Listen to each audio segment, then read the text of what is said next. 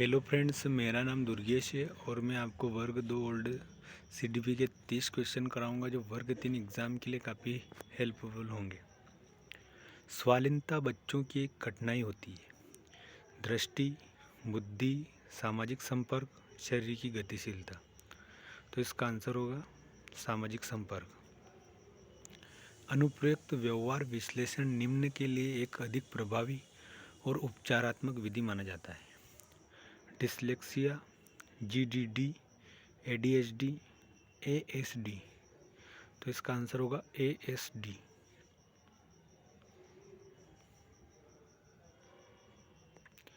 Team शिक्षण पद्धति के बारे में निम्नलिखित में से कौन सा सत्य नहीं है? टीम के सदस्यों के बीच सामंजस्य बनाए रखने में कठिनाइयों का सामना करना पड़ता है। यह वित्त के संदर्भ में शिक्षण की अन्य विधियों की तुलना में सस्ता है। मानव संसाधन के सर्वोत्तम उपयोग के लिए शिक्षक को बेहतर अवसर मिलते हैं।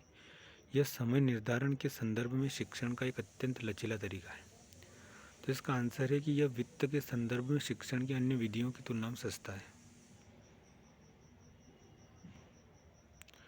निम्नलिखित में से कौन सा समस्या निवारण कौशल से संबंधित है? केवल लक्ष्य तक पहुंचने के चरण, केवल लक्ष्य, केवल समस्या या उपयुक्त सभी? तो इसका आंसर होगा उपयुक्त सभी।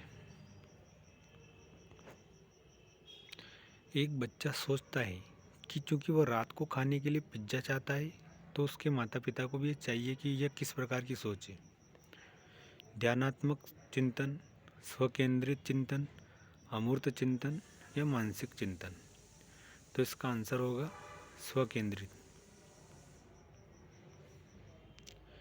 शिक्षार्थी सबसे अच्छी तरह से सीखते हैं जब वे शिक्षक की बात सुनते हैं और कक्षा के सभी नियमों का पालन करते हैं। वे विषय को समझते हैं और अच्छे नोट्स लिखते हैं। वे प्रासंगिकता को समझते हैं और अधिगम के लक्ष्य को प्राप्त करने के लिए प्रेरित होते हैं, या वे सभी नियमों का पालन करते हैं और कक्षा में शांत रहते हैं। तो इसका आंसर होगा कि वे प्रासंगिकता को समझते हैं और अधिगम के लक्ष्य को प्राप्त करने के लिए प्रेरित होते हैं। मानव मस्तिष्क में बुद्धि का केंद्र है। ब्रेन स्टेम, अनुमस्तिष्क, प्रमस्तिष्क, मेरुदंड? तो इसका आंसर होगा प्रमस्तिष्क। प्रतिक्रियाओं और उचित व्यवहार को बढ़ाने के लिए निम्नलिखित में से कौन सा सबसे अच्छा तरीका है? दंड, प्रशंसा, अज्ञानता, शक्ति? तो इसका आंसर होगा प्रशंसा।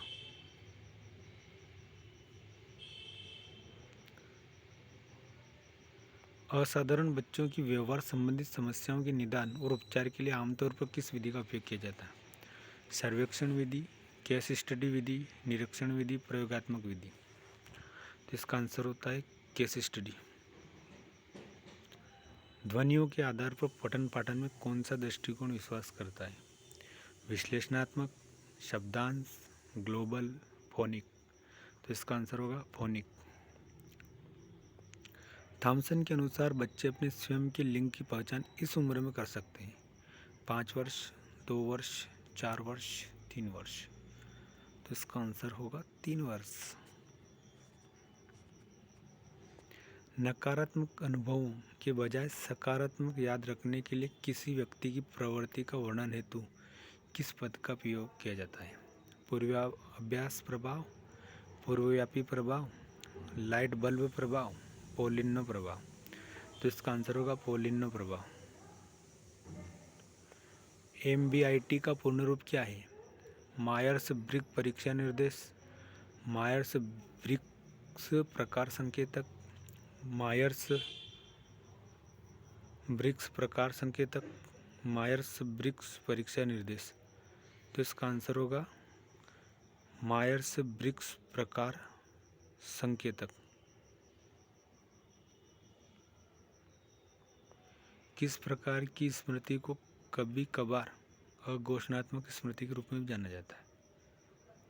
आत्मचरित स्मृति, तथ्यात्मक स्मृति, लघुकालीन स्मृति, प्रक्रियात्मक स्मृति? तो इसका आंसर होगा प्रक्रियात्मक स्मृति।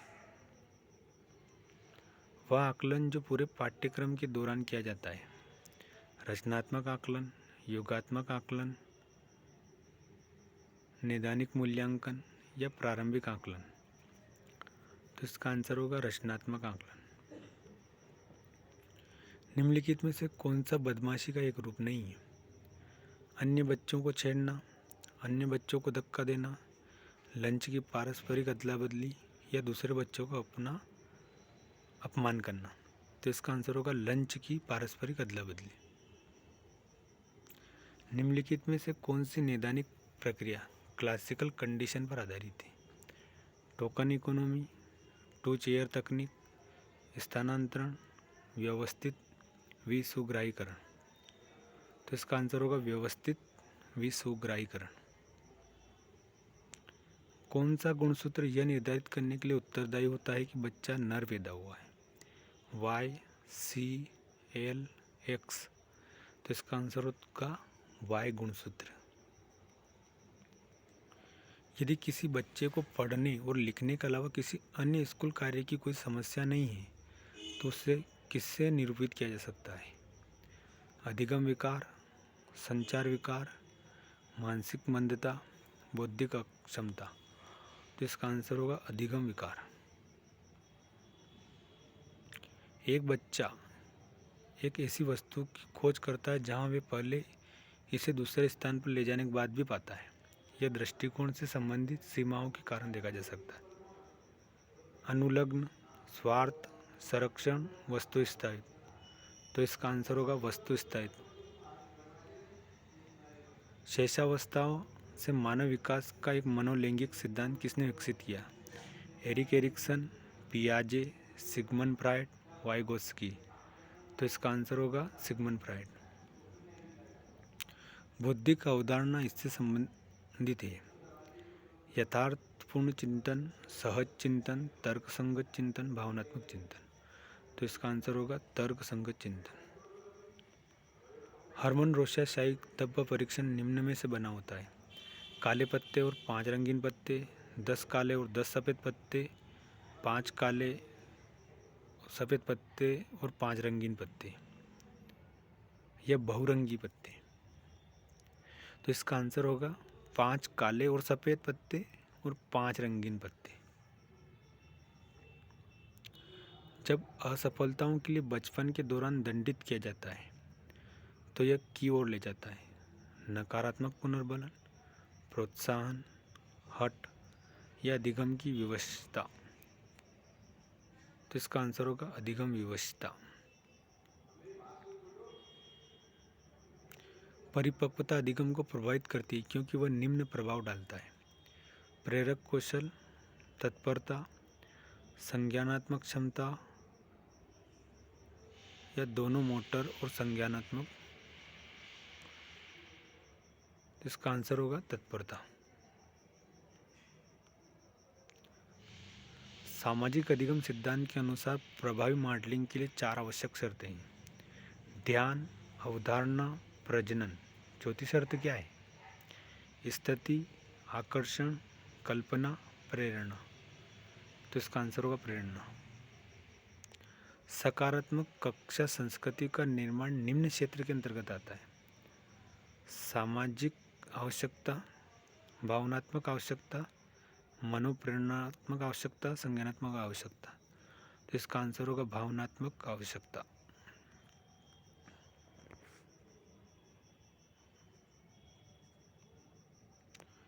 निम्नलिखित में से क्या सफलता प्राप्त करने के लिए असफलता के लिए एक सकारात्मक तर्क स्टाइल के रूप में है? वातावरणीय समस्या, चिकित्सक मनोवैज्ञानिक कारण, लेखन में समस्या, प्रभाव डालने के लिए प्रेरणा और रुचि का अभाव। तो इसका आंसर होगा प्रभाव डालने के लिए प्रेरणा और रुचि का अभाव। कुछ माता पिता नियमों की व्याख्या नहीं करते लेकिन अपने बच्चों को किसी भी कीमत पर उनका पालन करने के लिए मजबूर करते हैं। इस प्रकार की पेरेंटिंग को निम्न रूप में से जाना जाता है? अनुमोदक पेरेंटिंग, असम्मिलित पेरेंटिंग, आधिकारिक पेरेंटिंग, सत्तावादी पेरेंटिंग। तो इसका आंसर होगा सत्तावादी पेरेंटिंग। मानव विकास में अध्ययन की इस अवधि को ध्यान में रखता है? गर्भाधान से किशोरावस्था, जन्म से किशोरावस्था, जन्म से मरण तक, या गर्भाधान से मृत्यु तक। तो इसका आंसर होगा गर्भाधान से मृत्यु तक।